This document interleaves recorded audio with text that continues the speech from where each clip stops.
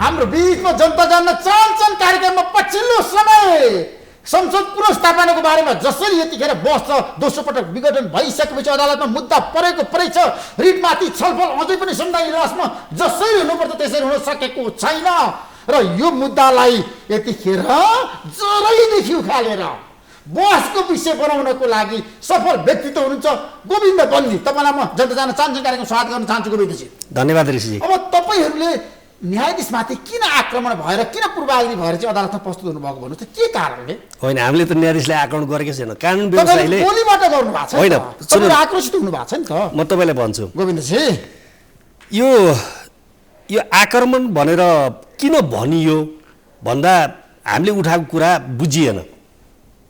म तपाईँलाई पहिला चाहिँ हामीले किन उठायौँ उठान गरेको मुद्दा के? त्यही त म भन्छु तपाईँलाई हामीले के उठायौँ कि तपाईँले बुझेअनुसार हामीले के उठायौँ हामीले के उठायौँ भने कानुन व्यवसायीहरू अदालतको मर्यादाका रक्षक हुन्। हाम्रो काम पक्षको तर्फबाट वकालत गर्ने त सधैँ छ, त्यसको अतिरिक्त न्यायपालिकाको स्वतन्त्रताको रक्षा गर्नु पनि हाम्रो दायित्व हो।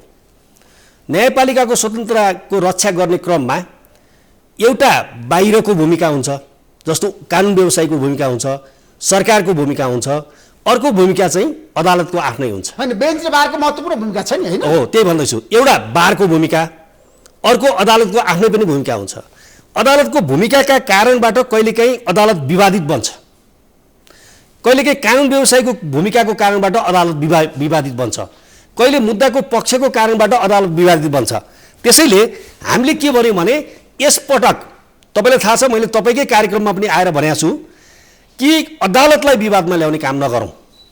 म आज पनि भन्छु, अदालतलाई विवादमा ल्याउने काम ल्याइएको छैन। वरिष्ठ अधिवक्ता र तपाईँले गर्नुभएको हुँदै होइन। किन होइन? आज प्रधान न्यायाधीशले भन्नु भएन? भन्नु भएन। उहाँले पनि त्यो भन्नुभएको छैन। भन्नु भएन, पूर्वाग्रह नहुनुहोस् भन्नु होइन, भन्नु भएन। होइन, म तपाईँलाई क्लियर गर्छु। म अनुकूल गर्नुहुन्छ, तपाईँ त त्यही हुनुहुन्छ। म सुरुदेखि यो मुद्दामा म हरेक शुक्रबारको दिनमा, आज र इभेन अब पर्सिको बहसमा पनि हुन्छु, होइन? म सुरुदेखि यसमा छु। मात्रै प्रश्न के हो भने, मैले यदि तपाईँलाई याद छ भने मैले उठाएको के हो भने, श्रीमान म बहस सुरु गर्नुभन्दा पहिला सम्मानित अदालतको मर्यादालाई कायम राख्ने प्रयोजनका लागि केही प्रसङ्ग उल्लेख गर्न चाहन्छु। तपाईँले के भन्नुभयो त्यहाँ? हो, मैले के भने मैले भनेकै शब्द म दोहोऱ्याउँछु। अदालतको प्रतिष्ठाको रक्षा मेरो पहिलो कर्तव्य हो एज ए कोर्ट अफिसर, प्रतिष्ठाको रक्षा। तर म त्यति बेला अदालतको प्रतिष्ठाको रक्षा गर्न सक्ने छैन जति बेला अदालतको काम कारबाहीका कारणबाट अदालतको मर्यादामाथि प्रश्न चिन्ह उठ्नेछ। त्यसैले गर्दाखेरि मैले के भने हाम्रो लिगल कन्सेप्टमा रेक्युजल भन्छ, त्यो अङ्ग्रेजी शब्द मैले यहाँ किन प्रयोग गरेँ भने यो चाहिँ 1952 मा बेलायतबाट सुरु भएको हो। रेक्युजल भनेको के हो भने, रेक्युजल भनेको कुनै पनि मुद्दामा कुनै न्यायाधीशले वा कुनै न्यायाधीशको त्यसमा कुनै कन्फ्लिक्ट अफ इन्ट्रेस्ट, स्वार्थको द्वन्द्व यदि देखियो भने त्यस्तो अवस्थामा कानुन व्यवसायी वा कसैले पनि वा स्वयं न्यायाधीशले त्यो स्वार्थको द्वन्द्व छ भन्ने लागेपछि त्यस्तो न्यायाधीश त्यो मुद्दाबाट अलग हुने प्रक्रियालाई कानुनी रूपमा रेक्युजल भनिन्छ। त्यो रेक्युजल चाहिँ हामी किन, त्यो रेक्युजल चाहिँ लिगल कन्सेप्ट हो। होइन, न्यायाधीशप्रति तपाईँहरूले चाहिँ पूर्वाग्रह राख्न मिल्छ? सुन्नु, म भन्छु तपाईँले पहिला म तपाईँलाई मेरो कुरा सक्न दिनु। सुन्नु, रेक्युजलको बारेमा प्रश्न उठाउन पाउने कानुन व्यवसायीको अधिकार हो। पहिलो कुरा हाम्रो काम चाहिँ नोटिसमा ल्याउने हो के। तपाईँले यदि शब्द सुन्नुभएको छ भने मैले भनेको श्रीमान म सम्मानित बेन्चको नोटिसमा ल्याउँछु, अलग हुने र नहुने श्रीमानहरूको अधिकारको कुरा हो। मैले त्यो पनि भनेको छु। श्रीमानमाथि तपाईँले प्रश्न उठान गर्न मिल्छ? होइन, सुन्नु न, म तपाईँलाई भन्दै रेक्युजलको बारेमा प्रश्न उठाउन पाइने भएको हुनाले मैले उठाएको नम्बर 1 त्यो चाहिँ मेरो अधिकारको विषय हो। त्यसमा तपाईँ पूर्वाग्रही भन्नुभयो नि त? होइन, बिल्कुलै म तपाईँलाई भन्छु मेरो कुरो सुन्नु न, अनि बल्ल थाहा हुन्छ के भएको छ भन्ने कुरा। त्यहाँ मैले कसरी उठाएँ त्यो पनि हेर्नु पऱ्यो। अरू कानुन व्यवसायहरू कसरी उठाउनु भयो त्योहरू उठाइयो के भन्दा श्रीमानहरूको निष्पक्षताप्रति हाम्रो सँगै छैन, दुवैजनाप्रति, माननीय बमकुमार श्रेष्ठ र माननीय तेजबहादुर केसीप्रति हाम्रो शङ्का होइन। तर उहाँहरू एउटा मुद्दामा जुन साह्रै विवादित र आजको अवस्थामा आइपुग्नुको कारण नेपालको राजनीति त्यो उहाँहरूको फैसलाबाट भएको कारणले गर्दा मान्छेहरूले प्रश्न उठाए। अरू मान्छेले प्रश्न उठाइसकेपछि उहाँहरूले निष्पक्ष न्याय सम्पादन गर्ने कुरामा प्रश्न उठाइसकेपछि यो विवादमा रहनुभन्दा न्यायाधीश त्यसबाट बाहेक हुनु बेस हुन्छ भन्ने संसारभरिकै अदालतहरूमा चलेको एउटा प्रक्रिया हो। त्यो प्रक्रिया अन्तर्गत हामीले त्यसलाई तपाईँको नोटिसमा ल्यायौँ। अब तपाईँलाई अर्को कुरा पनि म भन्छु यही बिचमा, हामीले कानुनभन्दा बाहिर गएर बहस गर्न बित्तिकै हामीले आफ्नो कोड अफ कन्डक्टको पनि उल्लङ्घन गरेका हुन्छौँ, नम्बर 1। दोस्रो कुरा, कोर्टले हामीले त्यहीँनिर रोक्छ। 2, सम्मान्य प्रधान न्यायाधीशज्यूले रेक्युजलको कुरामा प्रश्न उठाएर टाइम दिएरै छलफल गराएको हो। यो संसारभरि नै चल्छ। यो छलफल गर्दैमा कानुन व्यवसायीहरू दुईटा न्यायाधीशप्रति बायस भयो भनेको होइन, तर बाहिर त्यही चर्चा छ। हो, त्यो गलत चर्चा भयो। बाहिर सुन्नुहोस्, बाहिर कानुन व्यवसायीहरू दुईजना न्यायाधीशमाथि खनिनु भयो, उहाँ बाहिर हुनुभयो। कुराले बरु गलत के जुन किसिमको न्याय क्षेत्रमा जुन किसिमको उहाँहरूले गरेको कामको छ नि कार्य सम्पादनको, तपाईँहरूले चाहिँ विरोधमा गएर काम गर्नुभयो। त्यस्तो होइन, बरु यसलाई विवादित कसरी बनाइयो भने माननीय महाधिवक्ताज्यू यसमा जम्प गरेर आएर यो विवादित बन्यो। वास्तवमा यो तपाईँलाई थाहा छ, हाम्रो कोर्ट महाधिवक्ता रमेश बडालको कारणले यो कुरा आयो त्यहाँ अदालतमा विषय उठान भयो। हो, सुन्नुहोस् न, पहिलो कुरा त अदालतमा मुद्दा परेपछि त्यहाँ विपक्षीको उपस्थिति हुँदैन। पहिलो कुरा, हरेक मुद्दामा हेर्नुहोस् एक पक्ष, यसलाई चाहिँ हामी एक्स पार्टे हेरिङ भन्छौँ। लिगल टर्म हो यो, अलि बुझिन्न। कुनै पनि मुद्दा तपाईँले अदालतमा दायर गर्नु भने सबभन्दा पहिला एउटा मात्रै पक्षको वकिल जान्छ, त्यो मुद्दा अदालतमा पेश हुन्छ। पेश भइसकेपछि त्यहाँ एक पक्षको बहस हुन्छ। त्यो एक पक्षीय बहसबाट अदालत सन्तुष्ट भएर दोस्रो पक्षलाई, विपक्षीलाई पनि बोलाउन आवश्यक ठान्यो भने 15 दिनको म्याद दिएर वा अन्तरिम आदेशको लागि सूचना दिएर बोलाउने चलन छ। हरेक मुद्दामा कुनै पनि बेला पहिले आएर बस्ने विपक्षी बस्ने र दोहोरो बहस हुँदै गएर। गोविन्द बन्जी, तपाईँले धेरै बहसमा आफूलाई छ नि भाग लिएको होइन, बेन्च बारको कुरा गर्दाखेरि तपाईँले समन्वय गरेको व्यक्ति पनि हुने होइन। तर अहिले आएर तपाईँ संसद पुनर्स्थापनाको रिटमाथि यतिखेर छलफल छ नि त, प्रधानमन्त्रीले संसद विघटन भयो, त्यसको विरुद्ध तपाईँहरू अदालतमा हुनुहुन्छ होइन। बहस जारी छ। संविधान इजलास प्रधान न्यायाधीशले गठन गर्नुभयो 5 जनाको। त्यो इजलासप्रति तपाईँहरूको अविश्वास किन भन्नुहोस्? मेरो प्रश्न त्यहाँनिर हो। हाम्रो इजलासप्रति अविश्वासै छैन, अविश्वास होइन यो। बाहिर जनतामा सुन्नुहोस्, हामीले यो कुरा उठाउनुभन्दा पहिला यो पत्र पत्रिकामा आयो कि आएन? तपाईँ आफै भन्नुहोस्। आयो, हामीले उठाएको होइन नि। पहिला सुरुवात त तपाईँले उठान गर्नु होइन ऋषिजी, तपाईँले बिहान तपाईँको 10:02 जाँदा कज लिस्ट बाहिर पब्लिक भयो। 10:02 जाँदा मैले कम्प्युटर खोलेर हेर्दाखेरि, किनभने जेनरल 10 बजे हुन्छ, मेरो कम्प्युटरमा मैले हेर्दा 10:02 कज लिस्ट आयो, जसमा हामीले बेन्चको गठन देख्यौँ। त्यो देख्दा मैले अझ त वास्तवमा त्यो देख्दाखेरि त्यसपछि चाहिँ के छ भन्दाखेरि मैले जाँदै थिएँ लगाएर, कपडा लगाएर मैले यही भने अदालतमा, श्रीमान म आउँदै बाटोमा मैले गाडी चलाएँ, म ड्राइभ गर्दै थिएँ, मैले एफएम लगाएको थिएँ। त्यहाँ नै के भनियो भन्दाखेरि नेकपालाई विभाजित गर्ने, फैसला गर्ने न्यायाधीशहरू बेन्चमा राखिए। यसले चाहिँ बेन्चको निष्पक्षतामा के छ भने प्रश्न उठेको छ भनेर विभिन्न अनलाइनहरूमा आयो, सामाजिक मिडियामा आयो, रेडियोमा आयो। अब म एउटा कोर्ट अफिसरको नाताले मैले चाहिँ अदालतलाई जानकारी गराउनु पर्ने मेरो कर्तव्य के हो भने, सम्मानित बेन्चले आज जुन मुद्दा हेरिरहेछ, सुन्नुहोस् ऋषिजी, मलाई भन्न दिनुहोस् है, सम्मानित बेन्चले आज जुन मुद्दा हेरिरहेछ त्यो मुद्दाको सम्बन्धमा पब्लिक डिबेट चाहिँ माननीय न्यायाधीश, यो पहिलाको ऋषि कट्टेलको मुद्दा फैसला गर्ने माननीय न्यायाधीशहरू यो बेन्चमा पर्दा मागदाबी भन्दा बाहिर गएर भएको फैसलाको सन्दर्भमा प्रश्न उठ्यो। यसरी प्रश्न उठिसकेपछि यसको समाधान भनेको रेक्युजल हो, लिगल कन्सेप्ट हो। फेरि यो रेक्युजल भनेको लिगल, अमेरिकामा यसको सुन्नुहोस्, अमेरिकामा लले नै क्याटेगोरिकली भनिदिएको छ। इन्डिया र तपाईँको बेलायतमा जुरिस्प्रुडेन्सबाट चाहिँ यसलाई इस्टाब्लिस गरेर, जस्तो भनौँ न थर्ड जज केसमा, बाबरी मस्जिदको केसमा के भयो? बाबरी मस्जिदको केसमा तपाईँको के छ भन्दाखेरि यो प्रश्न उठ्यो, रेक्युजलको प्रश्न उठ्यो, जज बाहिर जानुभयो। अनि त्यसपछि आएर तपाईँको त्यहाँ 800 कतिजना कैदीहरू तलाई के छ भन्दाखेरि कसुर मिना गर्ने मुद्दामा चाहिँ रेक्युजलको प्रश्न उठ्यो। कानुन व्यवसायीले अदालतकोमा त्यो प्रश्न उठाउनु भयो, डिबेट भयो, बहस भयो, अनि के छ भन्दाखेरि त्यो इस्यु।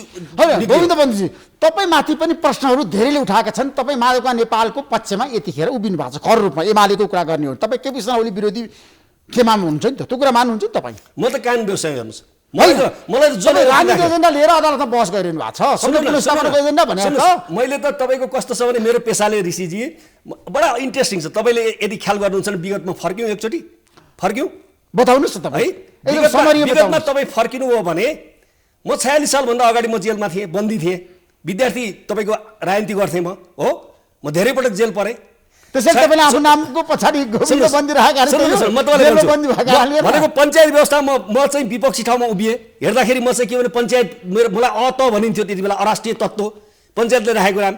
बहुदल आइयो, बहुदल आइसकेपछि गिरिजाप्रसाद कोइरालाको प्रधानमन्त्री बन्नुभयो।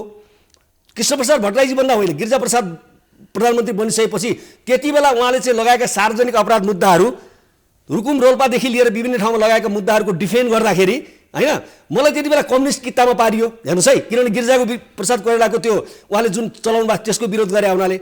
त्यसपछि जनयुद्ध सुरु भयो, माओवादीको जनयुद्ध सुरु भयो। तपाईँलाई थाहा छ मैले कति केसहरू गरेँ। त्यति बेला चाहिँ तपाईँको सेनादेखि लिएर माओवादी विरुद्ध मानव अधिकारको चाहिँ के छ भने हनन भएको मुद्दा गर्दाखेरि म त्यति बेला दुवै पक्षको विरोधी भएँ हो। त्यसपछि आएर तपाईँको बिचमा एमालेको सरकार बन्यो, एमालेको सरकार बन्यो, त्यति बेला परेका मुद्दाहरूमा पनि म सरकारको विरुद्धमा मुद्दा लिएँ। मैले चाहिँ एमाले तपाईँको प्रधानमन्त्री हुँदा पनि मैले सरकारको विरुद्धमा मुद्दा गरेँ। अब पछिल्लो समयमा सूर्यबहादुर थापाको विरुद्धमा पनि के छ भने मुद्दा भयो। बाबुराम भट्टराईजी हुँदाखेरि उहाँलाई मैले बाबुराम मुद्दा हालेर तपाईँको के छ भने तपाईँले थाहा पाउनु भएको छ डेकेन्द्र थापाको केसमा यहाँबाट दैलेखसम्म गएर यहाँबाट अन्तिम आदेश जारी गराएर म त्यहाँ पनि पुगेँ। हेर्नुहोस्, म जहिले पनि एउटा कहाँनिर अन्याय भएको छ, कहाँनिर संविधान मिचिएको छ, कहाँ त्यो एउटा के हुन्छ भने मान्छेको चरित्र हुन्छ। यसलाई माधव नेपाल होइन, म त शेरबहादुर, मेरो वकालत नाम शेरबहादुर देउवाजीको साइन छ। अब म नेपाली काङ्ग्रेस हो, म वकिल हो। होइन, वकिल हो तर तपाईँ पछिल्लो समय माधवका नेपालको वकिल हो क्या? सुन्नु न, त्यति बेला अहिले त सुन्नुहोस् न, शेरबहादुर देउवाको वकाल सुन्नु के भनेका छन् भने गोविन्द बन्दी चाहिँ यतिखेर नेपाल कम्युनिस्ट पार्टी एमालेमा 2 खेमा थियो होइन, संसद विघटन भइसक्यो। तपाईँलाई थाहा छ त्यतिखेर त नेपाल कम्युनिस्ट पार्टी नै थियो नि। केपी शर्माले पुस 5 गते संसद विघटन गरिसकेपछि तपाईँ संसद पुनर्स्थापनाको पक्षमा लाग्नुभयो हो, लाग्यो हो नि होइन? केपी शर्माको तपाईँले विरोध गर्नुभयो। म उहाँको विपक्षी हो। म कसको पक्ष भन्दा पनि उहाँले संसद विघटन गर्ने उहाँको जुन असंवैधानिक कार्य हो त्यसको म विरुद्धमा वकिल हुँ।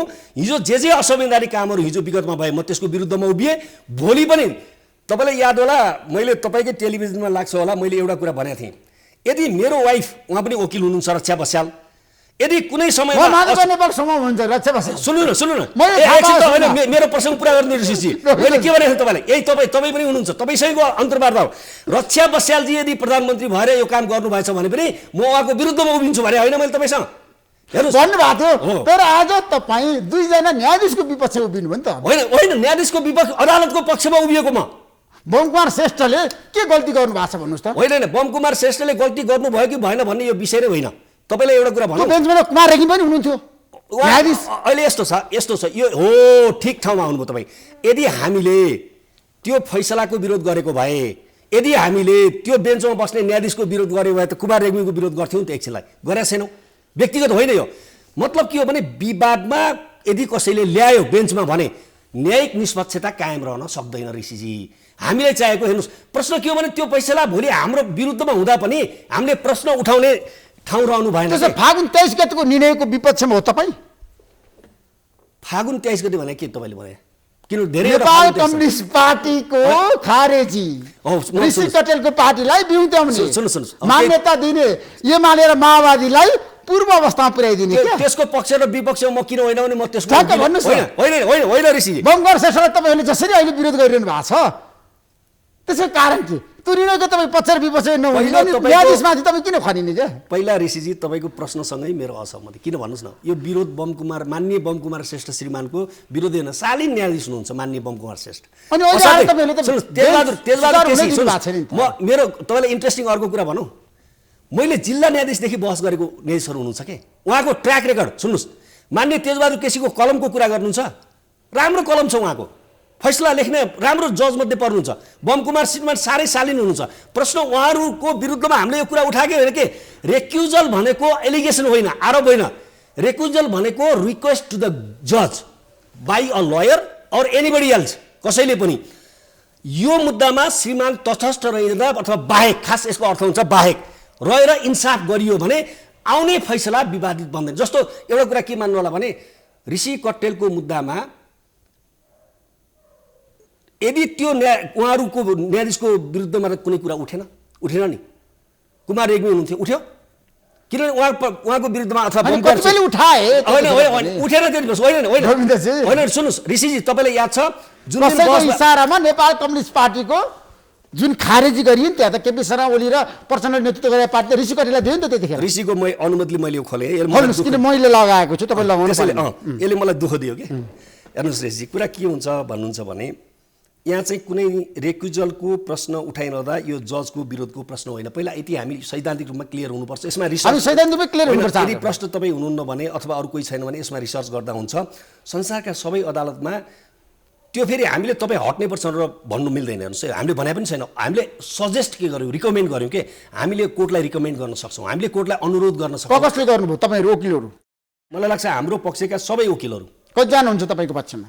हाम्रो पक्षमा हुन त अब 200 जनाभन्दा बढी होला, तर बहस गर्ने मेरो विचारमा हार्डली अहिले बहस गर्नेको सङ्ख्या हेर्नुभयो भने त्यही 15 देखि। शुक्रबार आज गरेर तपाईँहरू कतिजनाले बहस गर्नु? हामीले 16 जना जति वकिलहरू। नाम भन्नुहोस् न, कसले गरे बहस? अब महादेव यादव, बद्रीबहादुर कार्की, शम्भु थापा हो कि, मुक्ति प्रधान, रमन श्रेष्ठ, अनि त्यसपछि हरिहर दाहाल, म आफै भइहालेँ, टिकाराम भट्टराई लगायतका थुप्रै साथीहरू हुनुहुन्छ होइन। यो थुप्रै साथीहरू हुनुहुन्छ।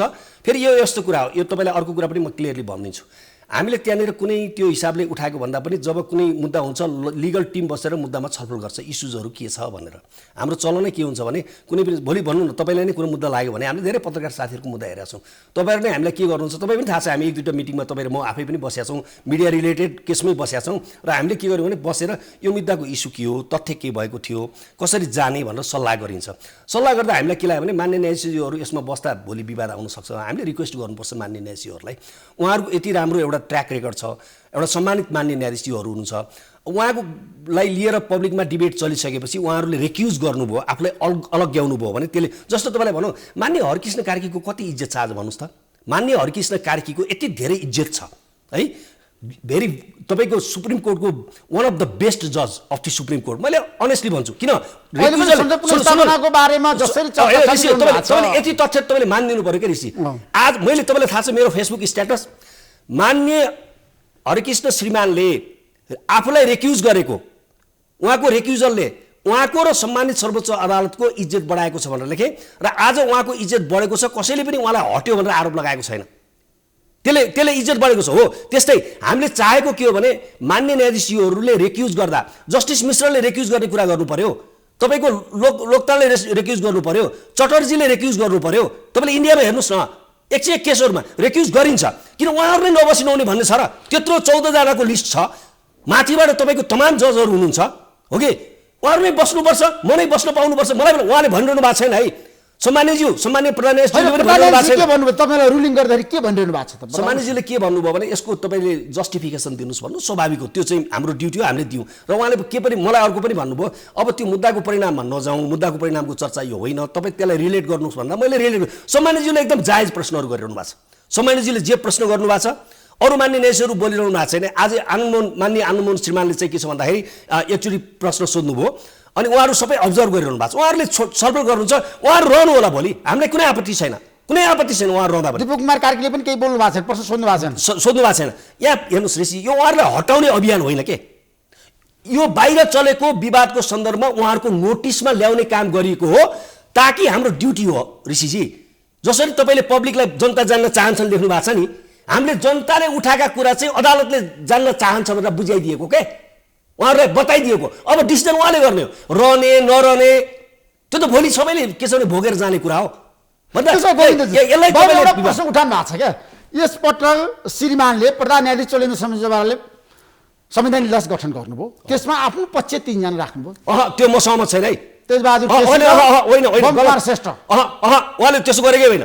उहाँले तपाईँहरूले के प्रहार गर्न खोज्नुभयो भन्दाखेरि संसद पुनर्स्थापना हुँदैन, तपाईँको न्यारेटिभ गलत ऋषिजी। सम्माननीय प्रधान न्यायाधीश चोलेन्द्र शमशेर जबरा एउटा यस्तो निर्भीक जज हो, मैले तपाईँकै प्रोग्राममा भनेको छु, अगाडि उहाँको ट्र्याक रेकर्ड छ भनेको छु मैले तपाईँलाई। तपाईँकै प्रोग्राममा पनि मैले के भनेको छु भने हिजो अदालतमाथि अट्याक हुँदा मान्य सुशीला कार्कीलाई, सम्मान्य सुशीला कार्की त्यति बेला प्रधान न्यायाधीश हुनुहुन्थ्यो, उहाँलाई ल्याएर रिस्टेट गराउने त्यही साँझ त्यत्रो हिम्मत गर्ने न्यायाधीश हो। हामीलाई उहाँको कुनै उसमा शङ्का होइन के, त यो न्यारेटिभ बहुत गलत लगियो के बाहिर, कि उहाँले आफ्नो त्यो कतै होइन, उहाँले के हेर्नुभयो होला, एउटा हेर्नुहोस् चिफ जस्टिसको डिस्क्रेसन हो, उहाँले कुन जजलाई बेन्चमा राख्ने उहाँले पाउनुहुन्छ, उहाँले चाहिँ राखेको गलत भयो भन्ने भनाइ नै होइन। भनाइ यति मात्रै हो कि राखिएका व्यक्तिको बारेमा पब्लिकली डिबेट भएपछि उहाँहरू त्यसबाट अलग हुँदा अदालत र उहाँहरूको सम्मान बढ्छ भन्ने कुरा अदालतको नोटिसमा ल्याएको, जसलाई रेक्युजल भनिन्छ अथवा बाहेक हुने प्रक्रिया भनिन्छ, यो लिगल प्रक्रिया हो। श्रेष्ठ र तेजबहादुर केसीको बारेमा बहस छ जनतामा, उहाँहरू बस्नुहुन्न यो बेन्चमा भनेर त्यो संविधान इजलासमा जनतामा बहस भन्दा पनि जब तपाईँको के छ भने यसलाई जनतामा बहसलाई फेरि कसरी भन्ने तपाईँ र मेरो बहस जनताको बहस हो कि एकछिनलाई मिडियामा जब यो कुराहरू आयो र मान्छेहरूले यसमा जब प्रश्न उठाए किनभने तपाईँलाई एउटा कुरा के थाहा छ भने एउटा कुरा त ऋषिजी हेर्नुहोस् एउटा यथार्थलाई कसैले इन्कार गर्न सक्दैन रियालिटी के हो भने त्यो फैसला आइसकेपछि एउटा लार्ज पपुलेसनमा एउटा डिबेट त त्यो फैसलाको बारेमा भएकै हो हेर्नुहोस् अदालतले चाहिँ मागदाबी भन्दा बढेर फैसला गर्नु हुँदैन थियो नामको विवाद थियो नेकपा नाम दिएको मिलेन यसलाई बदर गरिदिएको छ अब अर्को कुन नाम राख्नुपर्छ त्यो नाम चाहिँ के छ भन्दाखेरि उनीहरूलाई राख्नको लागि निर्वाचन आयोगको नाममा परमादेश जारी गरिदिएको भए त्यो एउटा परिस्थितिमा जान्थ्यो त्यस बेला विवादै के उठ्यो भन्दाखेरि होइन यो त अदालत मागदाबी भन्दा फेरि हाम्रो एउटा के छ भने लिगल प्रिन्सिपल छ के मागेको कुराभन्दा बढी दिन मिल्दैन अदालतको प्रिन्सिपल के हो भने त्यो मुद्दामा त्यो भएको भनियो तर अब यहाँ कस्तो देखियो भने यो चाहिँ यो फैसलाले चाहिँ वास्तवमा एउटा खालको पोलिटिकल इन्स्टेबिलिटी पोलिटिकल काओस क्रिएट गर्यो भनेर लामो टिप्पणी र त्यति बेलाको अखबार पल्टाएर हेर्नु भने देखिन्छ त्यो डिबेट थियो अब त्यही डिबेटमा पर्नुभएको मान्य न्यायाधीशहरू यो फेरि अर्को कन्ट्रोभर्सी भन्नुहुन्छ मेरो प्रधानमन्त्री केपी शर्माले खुलेर प्रशंसा गर्नुभएको छ एमाले पार्टी बिताइदिएकोमा म न्यायाधीशहरूलाई स्वागत गर्छु समर्थन गर्छु भन्नुभएको छ ठिक छ त्यो पाइन्छ त्यो सम्माननीय प्रधानमन्त्रीज्यूको अधिकार हो त्यो पाइन्छ होइन उहाँले स्वागत गर्नु पाउनुपर्छ म पनि स्वागत गर्नुपर्ने ठाउँ स्वागत गर्छु अदालतका फैसला म सबैको सम्मान स्वागत भन्दा पनि सम्मान गर्छु हेर्नुहोस् है म कतिपय वास्तवमा फैसला वेलकम गर्ने कुरा होइन हेर्नुहोस् judgement is should be respected rather than regarded अब कतिपय जजमेन्टहरू एकदम त्यो खालको विधिशास्त्र विकास गर्ने हुन्छन् त्यसको चाहिँ हामीले चाहिँ के छ भन्दाखेरि बढी प्रचार गर्छौँ विधिशास्त्र त्यसले नयाँ विधिशास्त्र बनायो जस्तो नेपालमा तपाईँको ब्रेक थ्रु भएका केही केसहरू छन् म उदाहरणको लागि तपाईँलाई भन्छु सुरुमा जब Nepal royal Nepal airlines corporation भन्थ्यो त्यो आरएनएसी भन्थ्यो नि आरएनएसीमा महिलाहरूको रिटायरमेन्टको जुन उमेज थियो नि पुरुष र महिलाको फरक हुँदाखेरि त्यो ब्रेक थ्रु गर्ने एउटा जजमेन्ट आयो त्यो जजमेन्टले के भन्यो भने तिमी गर्न सक्दैनौ महिला पुरुषमा विभेद बन्यो त्यो चाहिँ लाउडेबल भन्नुहोस् न त्यसलाई चाहिँ जताततै संसारमै एउटा नेपालले चाहिँ विधिशास्त्र कायम गर्यो भन्ने भयो त्यसै गरी अहिले मान्य सपना प्रधान मल्ल के छ भने सर्वोच्च अदालतको मान्य न्यायाधीश हुनुहुन्छ उहाँले तमाम लिटिगेसन गरेर महिला विरुद्धको हिंसादेखि लिएर सारा कुराहरूमा जुरिस्प्रुडेन्स डेभलप गरेर आज कानुन र संविधान बनाएको छ त्यसबाट त्यस्ता खालको मान्य हरि फ्याल हुनुहुन्छ म आफै पनि थिएँ हामीले त्यो तपाईँको एलजिबिटी राइटको बारेमा मुद्दा गऱ्यौँ वा त्यसपछि आएर डिसअपियरेन्सदेखि लिएर वा ट्रान्जिसनल जस्टिसका केसहरू भए तमाम चिजमा विधिशास्त्रहरू विकास भए जसको एउटा स्वाभाविक रूपले प्रशंसा हुन्छ कतिपय चिजमा डिससेटिस्फ्याक्सन हुन्छ जुन चाहिँ चिज इस्टाब्लिस मान्यताभन्दा अदालतको फैसला पर जाँदैन भन्ने होइन त there is a very good book हेर्नुहोस् ऋषिजी एउटा के भन्छ भने एउटा डेभिड अहिले मैले ठ्याक्क डेभिड र पछाडिको बिर्सेँ अमेरिकन अथर हुन् उनले लेखेका how the 9 grey hair people of the supreme court destroyed the United State भनेर लेखेको छ के 9वटा कपाल फुलेका बुढाहरूले अमेरिकालाई कसरी डिस्ट्रोय गरे भन्ने किताब छ सिद्ध्याए भन्ने किताब छ अदालतको फैसलाको बारेमा चर्चा हुन्छ पब्लिक डिबेट हुन्छ तर के गर्न हुँदैन भने अदालतको फैसलालाई लिएर त्यसमा चाहिँ बायस भएर कुरा गर्न हुँदैन तर त्यसमा डिबेट हुन्छ तपाईहरु भोलि यदि प्रधान न्यायाधीशले 5 जना राखेर इजलास अगाडि बढाउनु भयो भने तपाईहरु विरोध गर्नुहुन्न अब स्वागत गरेर बहस गर्छौँ त्यसमा विवादै छैन हेर्नुस् हामीले यो विरोध गरेकै होइन के ऋषिजी यो न्यारेटिभै गलत भयो तेजबहादुर केसी र बोम कुमार श्रेष्ठ रहनु भयो भने हामी मजाले बहस गर्छौं तपाईहरु विरोधमा जानुहुन्न हामी बहिष्कार गर्नुहुन्न किन बहिष्कार गर्ने हामी त कोर्ट अफिसर हौं हामी किन बहिष्कार हाम्रो त ड्युटी हो अदालतको मर्यादाको अदालतको स्वतन्त्रताको रक्षा गर्ने हामी रक्षक हौं त्यसैले बाहिर चलेको डिबेटलाई हामीले कोर्टको नोटिसमा ल्याएको अब उहाँ श्रीमानहरुको हैन कोर्टको नोटिसमा त आइसक्यो अब प्रधान न्यायाधीशले भनिसक्नु भएको छ हो अब सक्यो हाम्रो काम आजबाट तपाईको काम सक्यो त्यो विषयमा हाम्रो काम सक्यो अब तपाईहरु पर्सिबाट अर्कै विषय प्रवेश गर्नु अब हामी मुद्दाको ओपनिङ हुन्छ ओपनिङ मैले सुरु गर्छु हाम्रो सल्लाहले सुरु हुन्छ मुद्दाको ओपनिङ हो मुद्दाको ओपनिङ सुरु हुन्छ समस्या छैन ऋषिजी यसलाई कुरा नबुझिदिएर मान्छेहरूले यसलाई बेकारको विवाद बनाएको के त्यसै गोविन्द बन्धुजीको आज एउटा तर्क आयो भोलिबाट च्याप्टर क्लोज कुनै पनि न्यायाधीशको यो इस्यु भएका न्यायाधीशहरुको मान्यताहरू रहनुहुन्छ ठीक छ त्यसको सत्ता अधिकार भयो हो हट्नुहुन्छ त्यो पनि ठीक छ उहाँले आफ्नो विरोध प्रयोग गरेर हट्दा ठीक छ नहट्दा तपाईको विरोध रहँदैन हामी विरोध गर्ने हुँदै होइन के हुँदै होइन यो त गलत किसिमले बुझियो हामीले त कोर्टको नोटिसमा ल्याएर यसले अझ बढी मर्यादा बढाउँछ है यहाँहरुको श्रीमानहरुको अझ र अदालतको मर्यादा बढाउँछ भनेर राखेको मतलब मान्य हरकृष्ण कार्कीको इक्जाम्पल दिइराछु त तपाईलाई कति बढ्यो भन्नुस् त हिजो कस्तो राम्रो जज हुनुहुन्छ त्यति हो ऋषिजी बेकार मान्छेहरूले लफडा गर्छ त्यसो भए गोविन्दजी अब लागू संसद पुनर्स्थापना कुरा गरौँ हैन अब हेर्दै परेको छ यो मुद्दा श्रीमान चोलेन्द्र शमशेर जबराले यस पटक पनि संसद पुनर्स्थापना गर्नु होला कि प्रधानमन्त्री केपी शर्मा ओलीको संसद विघटनलाई सदर गर्नु तपाईको प्रश्नमा मेरो संशोधन छ फेरि प्रश्नमा मेरो एउटा संशोधन के छ भने यसमा श्रीमान चोलेन्द्र जबरा भन्नुभयो त्यस्तो होइन, सर्वोच्च अदालतले गर्ने हो। होइन, प्रधान न्यायाधीश हुन् त। होइन, उहाँ एक्लैले न्यायाधीश हुन् त। उहाँ एक्लैले होइन, त्यो हो। एउटा कुरा के हो भने सम्माननीय प्रधान न्यायाधीश त्यसको लिडर हो, त्यसको म्यानेजमेन्टमा उहाँको हुन्छ, व्यवस्थापनमा, तर जजमेन्टमा उहाँको ओपिनियन र त्यहाँ सबभन्दा जुनियर जजको ओपिनियन एउटै हो। सबभन्दा जुनियर जज जुन हुनुहुन्छ बेन्चमा र मोस्ट सिनियर उहाँ अब चिफ जस्टिस हुनुभयो, उहाँहरू दुईजनाको त्यो बेन्चमा बसिसकेपछि हैसियत एउटै हो। टेक्निकल कुराहरू म्यानेज गर्ने, रुलिङ गर्ने आदि इत्यादि कुरामा तपाईँको सामान्य प्रधान न्यायाधीशको लिड गरेको हुनाले उहाँले बेन्च लिड जसले प्रिसाइड गर्छ नि, प्रिसाइडिङ जजले तपाईँको प्रोसिजरल पार्टमा डिक्टेट गर्छ होइन, प्रोसिजरल पार्टमा उहाँले डिक्टेट गर्नुहुन्छ। When it comes to a judgement deciding a case सबैको बराबर आयो, त्यसैले त्यसलाई हामी भन्छौँ सर्वोच्च अदालत संवैधानिक इजलास। संवैधानिक इजलासले यो प्रतिनिधि सभा विघटनलाई असंवैधानिक ठहर गर्छ भन्ने कुरामा म विश्वस्त छु। कसरी जस्टिफाई गर्नुस्? 1 2 3 1 2 3 क्याटेगोरी भन्छु। अब तपाईँले मलाई अलिकति भन्न दिनुहोस् है त ऋषिजी, बुदागत रूपमा बताउनु। एकदमै बुदागत रूपमा, मेरो लामो जाँदै जान्न ऋषिजी। नम्बर 1, हाम्रो संविधानले सरकार निर्माणको एउटा प्रक्रिया निर्धारण गरेको छ, जसलाई अहिले बाहिर चलन चल्तीको भाषामा धारा 76 भन्ने गरिन्छ। यो 76(1) भनिन्छ, 76(2) भनिन्छ, 76(3) भनिन्छ, 76(4), 5, 6, 7 सम्म गएको छ होइन। अब आम जनताले पनि धारा कति र कति भन्न थालिसकेका छन्, त्यसैले धेरै जानु पर्दैन। तर त्यसको चाहिँ थ्योरिटिकल पार्टमा म तपाईँलाई यति मात्र भन्छु, पहिलो प्रकारको सरकार भनेको बहुमतको सरकार। प्रतिनिधि सभामा जुन दलले बहुमत हासिल गर्छ 275 सिटहरू मध्येमा 136 हुन्छ होला, कति हुन्छ हिसाब गर्दा होइन हो, त्यो बहुमत हासिल गर्छ 38 हुन्छ कि 38 हुन्छ होला, 138। तर अहिले हामी कहाँ 271 अहिले सिद्धान्तको कुरामा 138 मान्दिउँ न, के भएर 138 जुन यदि कुनै दलले ल्याएछ भने त्यो दलले पहिलो काम के गर्नु पर्यो, संविधान अनुसार संसदीय दलको नेता बनाउनु पर्यो।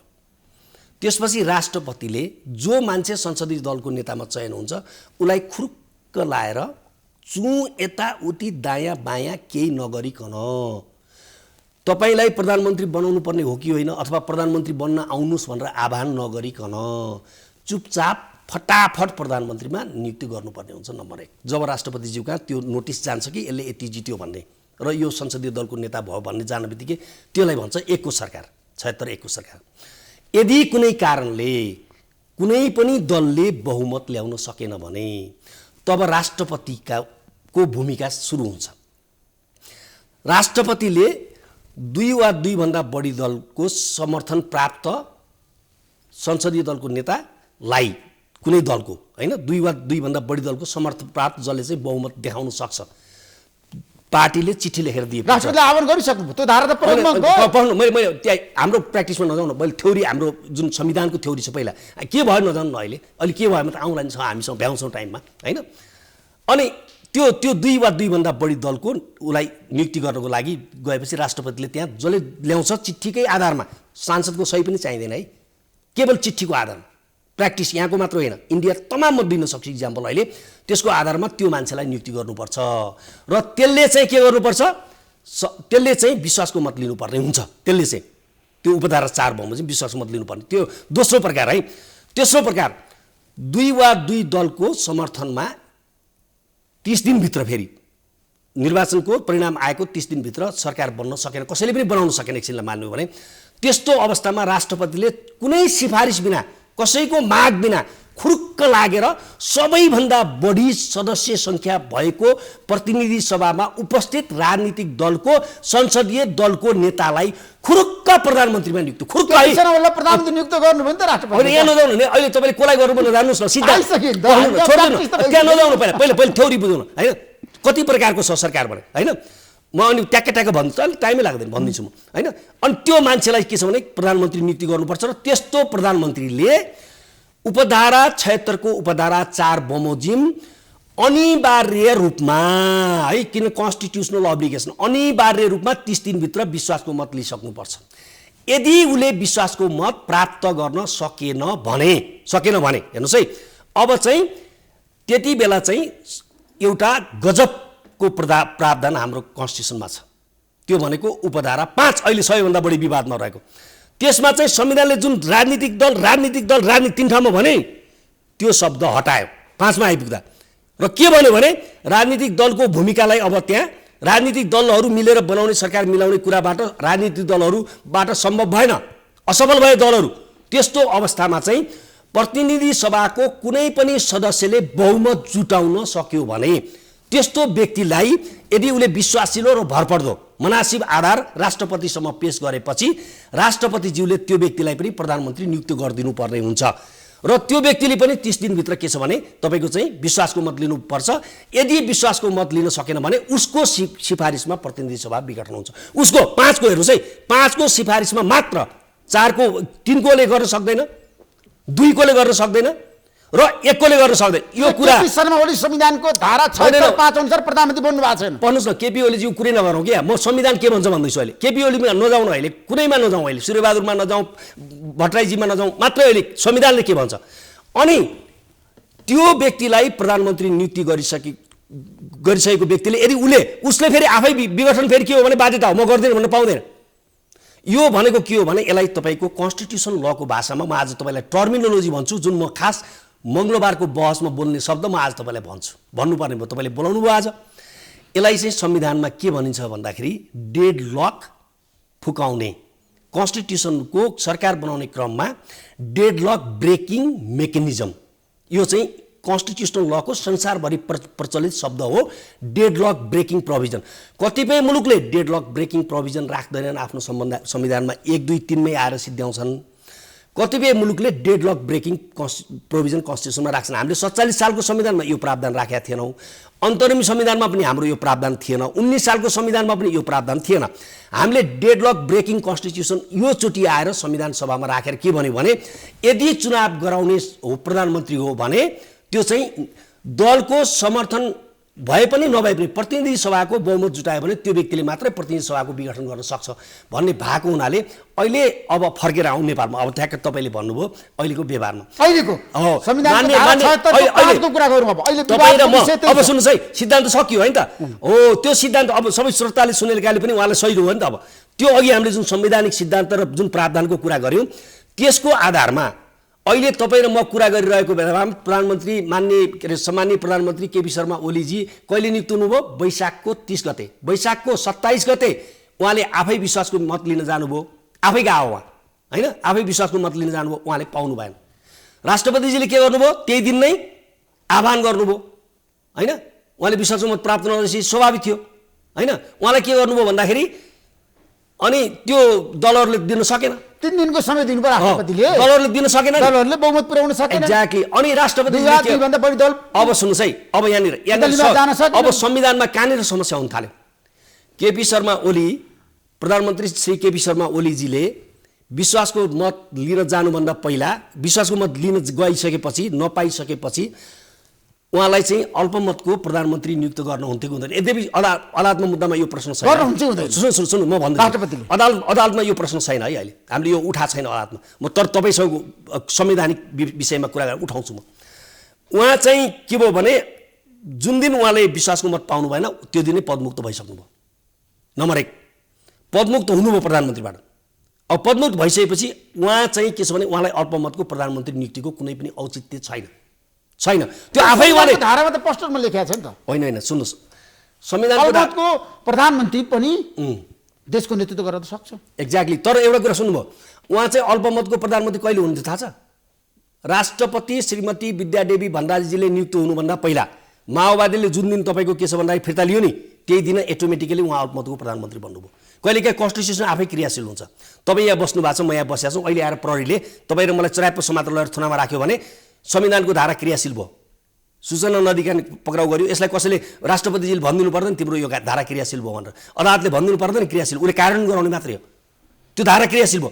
अटोमेटिक त्यो चाहिँ धारा क्रियाशील भइसकेको थियो र त्यही अन्तर्गतै उहाँले वास्तवमा के छ भने यो मैले नयाँ कुरा तपाईँलाई भन्दैछु, कन्स्टिट्युसन लको हिसाबले संवैधानिक कानुनको हिसाबले म तपाईँलाई भन्दैछु कि उहाँले चाहिँ के छ भन्दाखेरि जब विश्वासको मत लिएर जानुभयो म चाहिँ अल्पमतमा परेको हुँ, बहुमत हुनुहुन्थ्यो लानु पर्दैन थियो नि त, म अल्पमतमा परेँ, मलाई सक्छौ भने विश्वास दियो भनेर जानु राम्रो काम गर्नु है, म त्यसलाई नराम्रो म एप्रिसिएट गर्छु। एडहेरेन्स टु दि कन्स्टिट्युसन, हाम्रो प्रधानमन्त्रीजीको संविधानप्रतिको एडहेरेन्स पालन गर्ने जुन मनसाय हो नि त्यसको म त्यहाँनिर त्यो सन्दर्भमा। तर अहिले तपाईँहरू खिलाफ हुनुहुन्छ भन्नु न, यस बाबा राम्रो कुरा राम्रो भन्ने नराम्रो कुरा सधैँ नराम्रो भन्नु मिल्दैन ऋषिजी। नराम्रो काम गरेर नराम्रो भन्नु पर्यो नि त राम्रो काम गरेर त्यतिखेर प्रधानमन्त्रीले सही गर्नुभयो विश्वासको मत लिन जानुभयो राम्रो गर्नुभयो अब नपाइसकेपछि अब चाहिँ के भयो भन्दाखेरि उहाँले त्यो 4 त त्यही क्रियाशील भयो के 3 र 4 राष्ट्रपतिजीले रातारात पठाएको 1 घण्टामा के तमासा गरेको उहाँले त त्यो 3 पनि प्रयोग गरिसक्नु भएको थियो केपी ओलीजीले 4 पनि प्रयोग भइहाल्यो उपभोग भएपछि भन्छ विश्वास मत लिनु न भन्छ विश्वास मत लिनुभयो उहाँ अटोमेटिक 3 मा जानु भएको थियो विश्वास मत लिनुभयो अब चाहिँ के छ भन्दाखेरि तपाईको उहाँले हैन 3 भएर 4 क्रियाशील भइसकेपछि त्यहाँबाटै 5 को प्रक्रिया सुरु हुनुपर्ने र अलरेडी रिजेक्टेड प्राइम मिनिस्टरले क्लेम लिएर जान मिल्ने भने किनभने उहाँ त रिङ आउट हुनुभयो है अनि त्यो 5 को प्रक्रिया सुरु हुनुपर्ने भए तर ठिकै छ फेरि मैले अब व्यवहार त दलहरुले मान्नुभयो सुन्नुस् है व्यवहार त दलहरु तपाईलाई मैले विषयमा रोकेँ गोविन्दजी प्रधानमन्त्री केपी शर्मा ओलीको भनाइ के छ भन्दाखेरि म प्रक्रियामा गएँ मैले विश्वासको मत प्राप्त गर्न सकिनँ ठीक छ र फेरि पनि मैले संविधानको धारा 76 4 अनुसार विश्वासमा लिन जाँदाखेरि पनि मैले बहुमत पाउन सक्दिनँ त्यो आधार छैन हो त्यो भनेको के हो व्हाट इज दैट म अल्पमतमा मैले अलरेडी सुन्नुस् दल तयार छैन तपाईले भनेको शब्दले संविधानसँग जोडु जोड्नुस् संविधानसँग जोड्नु बित्तिकै त्यो भनेको के हो मैले विश्वासको मत लिएर गए 4 हो कि हैन विश्वास मत लिन जाने 4 हो कि हैन अनि प्रधानमन्त्री त 4 पनि नपिकन पहिले भने विश्वासमा लिनु नि त सुन्नु 4 मलाई भन्नुस् न 4 उहाँसँग बहुमत थिएन उहाँ के को प्रधानमन्त्री हो 3 को हो कि हैन 3 को हो नि त उहाँ 3 को प्रधानमन्त्री 4 अनुसार लिइसकेपछि फेरि 3 मा उहाँलाई नियुक्त गर्नु उहाँले के गर्नु मेरो 27 गरेर आज उहाँले जुन राष्ट्रपतिजीसँग सिफारिस गर्नु भएको छ नि 6 गतेको दिनमा 6 गतेको दिनमा जेठ 6 गतेको दिनमा राष्ट्रपतिजीसँग उहाँले सिफारिस गर्दाखेरि के भनेर सिफारिस गर्नु भएको छ भने वैशाख 27 गते मैले प्राप्त गरेको मत उहाँले फेरि 7 गते गरेको पत्रकार सम्मेलनमा लाइभमा तपाईले प्रश्न सोध्नु भएको छ मैले हेरेको छु वाच गरेको छु मैले पनि त्यो पुरै लाइभ हेरेँ बसेर हेरेँ हो त्यसमा तपाईले पनि प्रश्न गर्नु भएको छ तपाईको प्रश्नको राम्रो जवाफ नदिएउनले अर्को मलाई लाग्छ सेतो पार्टीको हाम्रो अमित ढकालले तपाईलाई रिफर गरेर क्वेशन सोध्नु भएको थियो हो तपाईले रिफर गरेर प्रश्न सोध्नु भएको थियो उहाँले त्यहाँ पनि भन्नुभयो सब्स्टान्टिभ आधारभूत परिवर्तन नभएको त्यति बेलाको राजनीतिक परिस्थिति र उहाँले बोलिरहँदा 7 गतेसम्मको राजनीति आधारभूत परिवर्तन नभएको हुनाले मैले बाटो खोल्दिनँ भने बडा राम्रो काम गर्नुभयो प्रधानमन्त्रीजीले नराम्रो काम कहाँ गर्नुभयो थाहा छ बाटो खोलेपछि बाटो छेक्न जानुभयो के उहाँसँग बहुमत थियो नि त भने बहुमत ल राष्ट्रपतिका देखाइदिनु भयो नि त होइन ऋषिजी होइन एकदम गलत धारा 5 जो होइन ती पनि जना सांसदको समर्थन लिएर जानु ए तपाईलाई थाहै रहन्छ ऋषि हेर्नुस् फाइल गरेर राष्ट्रपतिको कार्यालयमा हामीसँग छ त्यहाँ उहाँले 2टा चिठी लिएर जानु भएको छ महन्त ठाकुरजीको चिठी र आफ्नो चिठी राजेन्द्र महतोको चिठी पनि लिएर जानु त्यही हो महन्त ठाकुर भन्नु बित्तिकै राजनीति यसरी जोडी आउँछ के एउटा सिक्काका 2टा पाटा अहिलेलाई आजको डेटमा कुरा गरिरहँदा होइन महन्त ठाकुरजी अध्यक्ष त महन्त ठाकुर हुनुभयो नि त राजेन्द्र त्यति बेला राजेन्द्रजी तपाईँको थिएन महन्त ठाकुर नै अध्यक्ष हो यता दुई अध्यक्ष छ नि त उहाँहरूको पनि त्यो हिसाबले हेर्दा ऋषिजी महन्त ठाकुरले आफ्नो भएभरिको सांसद समर्थन समाएर लेखेर दिनुभयो यतातिर कसले लेखेर दिनुभयो केपी शर्मा ओलीले मेरो 121 जना मेरो छ लेखेर दिनु अब सुन्नुहोस् अब फेरि आउनु संविधानमा है एकले के खोज्यो चिठी खोज्यो होइन 2ले खोज्यो चिठी होइन किनभने राजनीतिक दल भन्यो नि अनि 3ले पनि राजनीतिक दल नै खोज्यो नि तर 5ले राजनीतिक दल खोजेन कि चिठी होइन अब हस्ताक्षर चाहियो दलीय व्यवस्थामा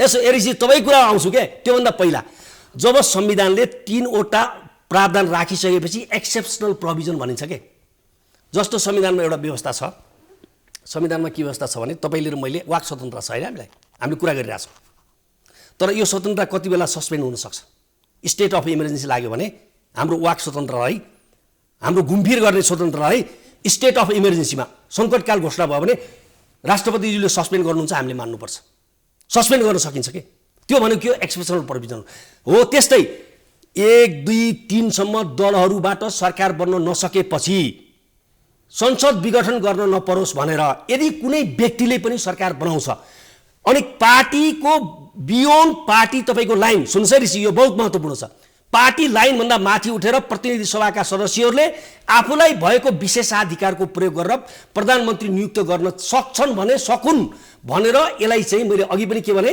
डेडलक ब्रेकिङ प्रोभिजन डेडलक त्यो जुन सरकार बनाउन नसकेको डेडलक ब्रेकिङ प्रोभिजन भएको हुनाले निर्दलीय वा दलको यो दलभन्दा बाहिर बहुदलमा दलको भूमिका नभएको भन्ने होइन रेगुलर प्रोसेसमा चाहिँ दलकै भूमिका छ failure of the political party राजनीतिक दलहरूले सरकार दिन नसक्दा पनि संसद चाहिँ रहनुपर्छ र एकाउन्टेबल सरकार रहनुपर्छ भन्ने अति लोकतान्त्रिक मान्यता अन्तर्गत तपाईँको बनाएको संविधानको स्पिड होला गोविन्दजी। हो, मेरो हो, सुन्नु न, तानेर अब- भनेर सुन्नुहोस् न। अब त्यो संविधान शेरबहादुर देउवा पनि कांग्रेस पार्टीको सभापति हो, कांग्रेसको संविधान दलको नेता हो।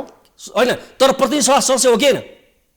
उहाँले त्यहाँ पनि होइन, सुन्नु न। पार्टीको समर्थन त लिएर जानु सुन्नु, भएको छ। तपाईँ ऋषि धमला मसँग कुरा गर्दै हुनुहुन्छ, तपाईँ बाउ होला, तपाईँ श्रीमान होला, तपाईँ छोरा होला बाबा, तर मेरो लागि एउटा डिस्टिङ्ग्युस जर्नलिस्ट हो यहाँ। तपाईँ बाउ हो भन्दै हुनुहुन्छ मैले, you are a distinguished journalist.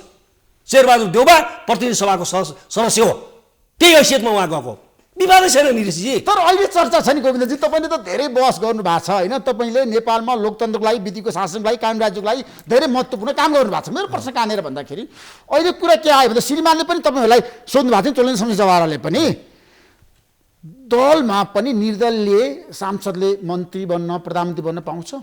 संविधानमा लेख्यो त, ए बाबा संविधानमा लेख्यो त, राजा बिनाको देश हुन्छ, लेख्यौँ त हामीले पढ्दै के कि दलीय व्यवस्था हाम्रो संस्कार तपाईँको मेरो संस्कार एकछिन तपाईँको मेरो संस्कार वरम बासो रन्या नपुर्न वर विवेका धिपेपुरी होइन हो भने मतलब हाम्रो संस्कृतिले तिम्रो हमेसा राजा हुन्छ भन्यो नि त। हामीले त्यो राजा भन्ने शब्दलाई कहाँ लग्यो अहिले?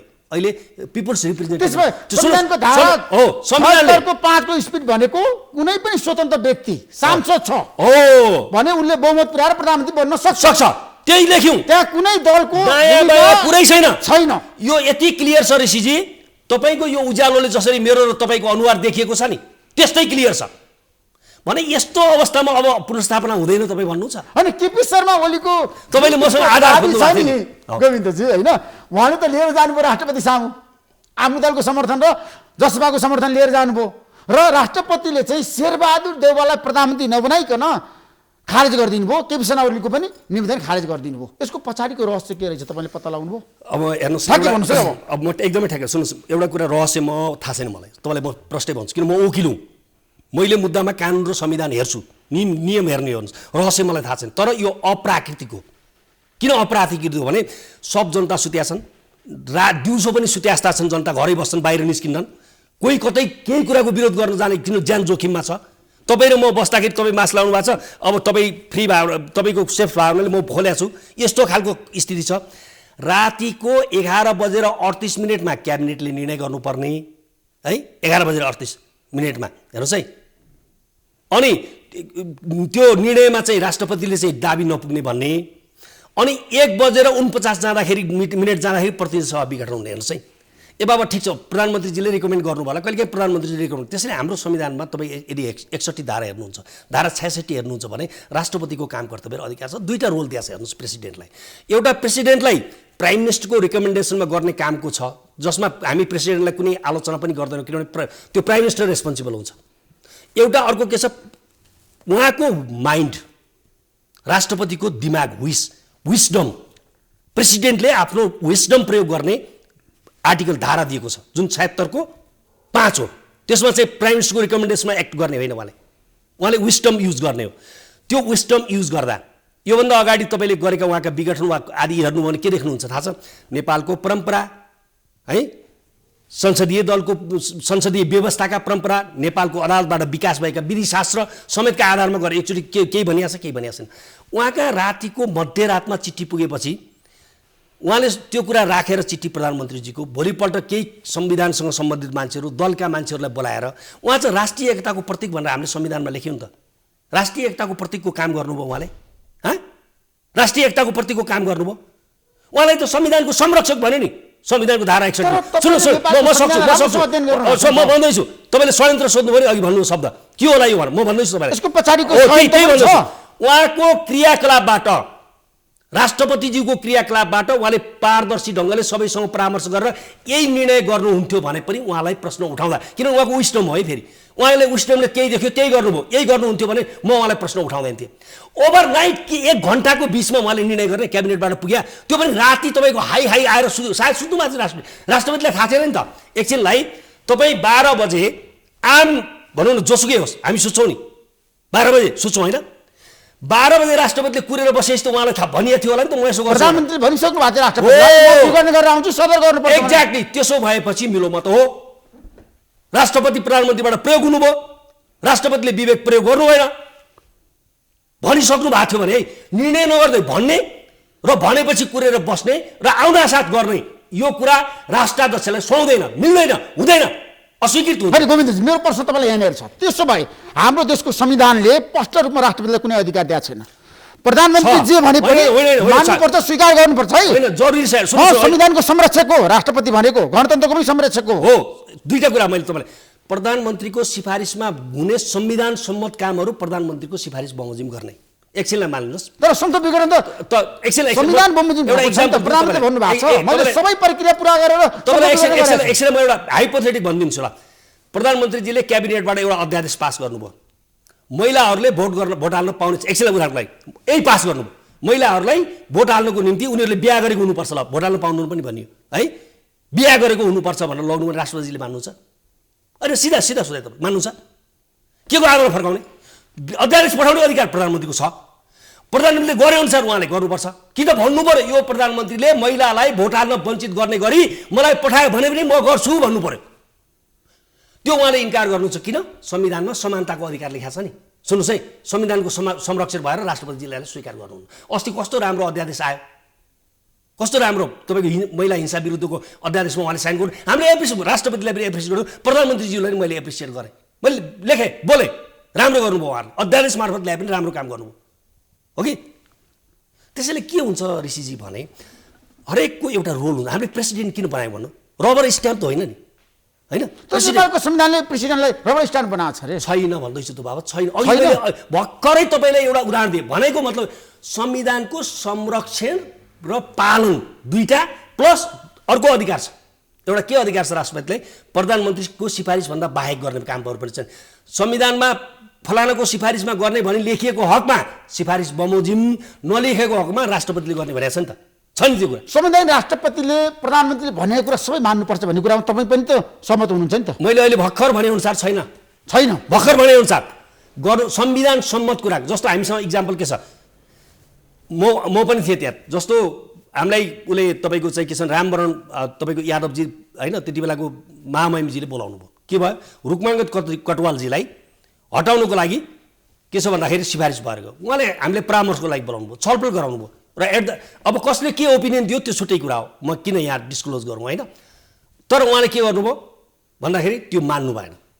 के को आधारमा त्यसलाई स्वीकार गरियो भन्दा संविधानको पालन र संरक्षण गर्ने र त्यसरी त्यो सिफारिसमा हट्न सक्ने संवैधानिक व्यवस्था नभएकाले मानियो नि त भन्दा हेर्नुहोस् कुरा के हुन्छ भने संविधान सम्मत छ कि छैन भन्ने कुरा विजडम प्रयोग गरेर उहाँले हेर्नुपर्छ।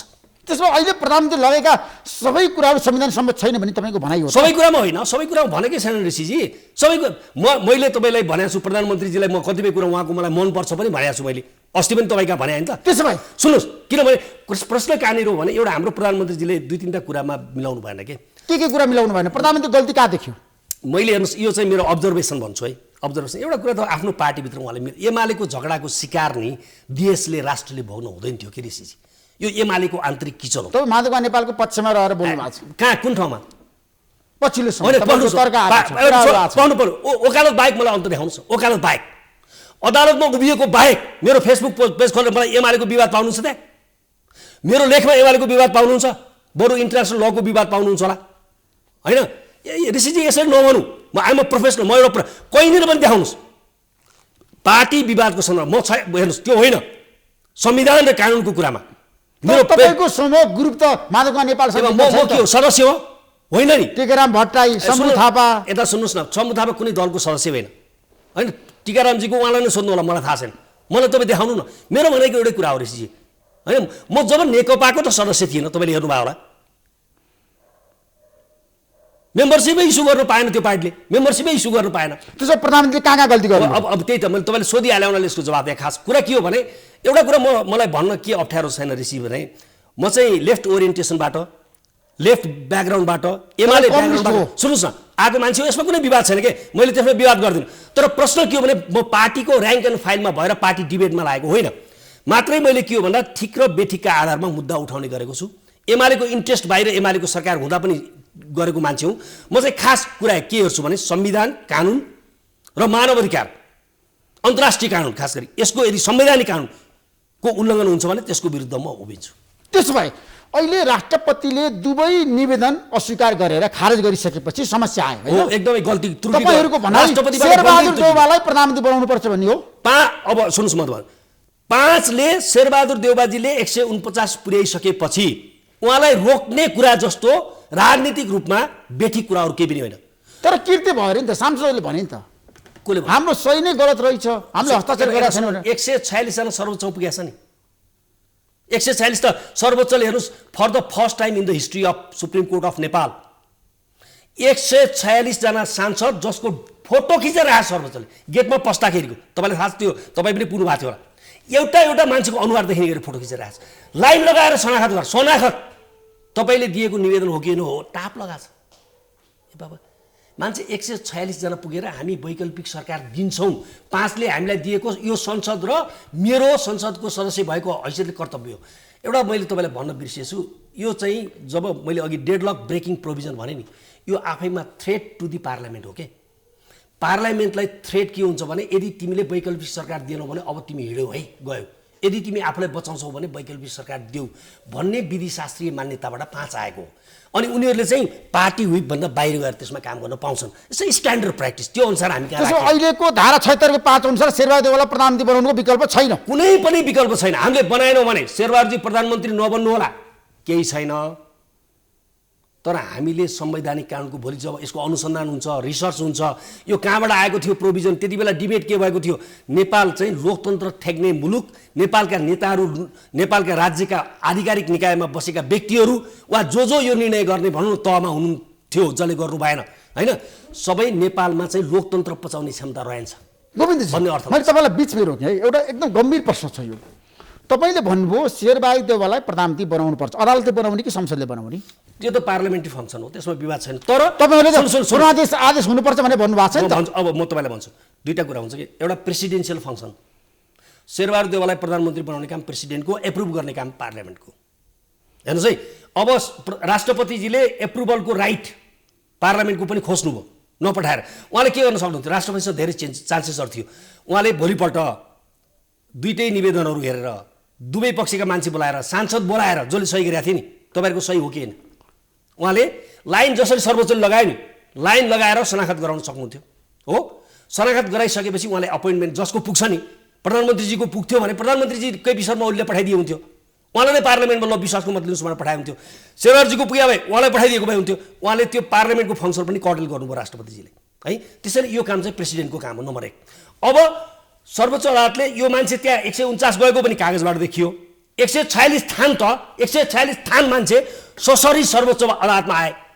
हैन त्यो देखिसकेपछि अदालतले यसमा के छ भने हामीले विगतका धेरै मुद्दाका हेर्यौँ भने पनि हैन विभिन्न मुद्दाका अरू मुद्दा नजिक दिनुस् न अदालतले संसद पुनर्स्थापना गर्ने आधार संसदको कुरामा हैन यस्तै नेचरको विभिन्न हुन्छन् जस्तो मान्छेलाई अहिले सांसदहरू त गए हस्ताक्षर लिएर गए ससरी गए राष्ट्रपति कहाँ 149 जना गएको थिए अदालतमा 146 जना गए नि त मान्छेलाई कोभिड भयो होला मान्छे आउनु पाएन होला निषेधाज्ञा त्यसमा चिचेको कुरा पनि त आउला नि त त्यो छोड्दै 136 भए अहिले त 136 भए पुग्यो नि ऋषि किन त्यो त अनि माधवका नेपाललाई कारबाही गर्यो भने केपी शर्माले समूहले के गर्ने त्यतिखेर यस्तो छ हेर्नुहोस् ऋषि यो ठिक प्रश्न उठाउनु भयो एउटा वास्तवमा छुटिरहेको थियो हाम्रो छलफलमा अब भोलिको तपाईँको कार्यक्रम के छ अरे यही हो जनता जान्न चाहन्छ नि हो एकछिनलाई भोलि तपाईँ के छ भन्दाखेरि अब आज यहाँको म्यानेजमेन्टले के भने कुनै कारणले ऋषि सरलाई भोलि कोरोना भइदियो भने सरी है भगवान गरोस् ऋषि सरलाई कोरोना नहोस् कोरोना भइदियो भने त्यसले भोलि कार्यक्रम नगरौँ भनेर म्यानेजमेन्ट भन्नु के हुन्छ म्यानेजमेन्ट नेतृत्व गर्दा मै छु यहाँ त अहिले एकछिनलाई तपाईँको एब्सेन्समा पनि कसैले हेर्छ नि त